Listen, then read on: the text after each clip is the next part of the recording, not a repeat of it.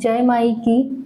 शत्रूचा पराभव असेल, कायदेशीर वाद जिंकणे असेल, शत्रू स्तंभन असेल, जीवनातील मोठ्यातील मोठे अडथळे असेल ते दूर करण्यासाठी येणाऱ्या 24 एप्रिलला म्हणजे शुक्रवारी वैशाख शुक्ल अष्टमीला माता बगलामुखी जयंती आहे.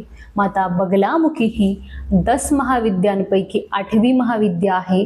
माता बगलामुखी ही सगळ्यात शक्तिशाली आणि चमत्कारी देवी आहे.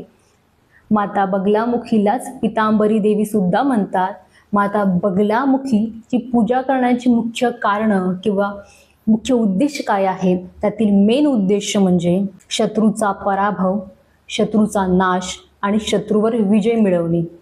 पराभूत करण्यासाठी, कोर्ट कचेरीच्या मॅटर्समध्ये यश मिळण्यासाठी, एकूण कायदेशीर वाद जिंकण्यासाठी माता बगलामुखीची जी साधना आहे हे अत्यंत प्रभावी मानल्या जाते.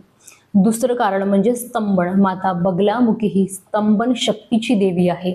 स्तंभन याचा अर्थ म्हणजे शत्रूची वाणी, बुद्धी आणि क्रिया निष्क्रिय माता करू शकते. तिसरं जे कारण आहे संकट निवारण आणि संरक्षण. जीवनातील मोठ्यातली मोठी संकट असेल, भय असेल किंवा दुष्ट शक्तींपासून संरक्षण करायचं असेल तर माता बगलामुखीची पूजन केलं जातं. कारण आहे असाध्य कार्यसिद्धी.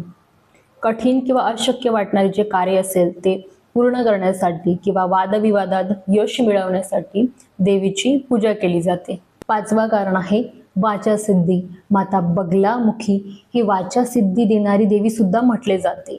मातेच्या कृपा आशीर्वादामुळे बोलण्यामध्ये सामर्थ्य येतं आणि वाचासिद्धी मिळते.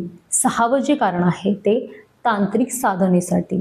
तांत्रिक साधना असेल किंवा सिद्धी असेल, तांत्रिक अनुष्ठान असेल, यासाठी माता बगलामुखीचं पूजन हे अत्यंत महत्त्वाचं असतं.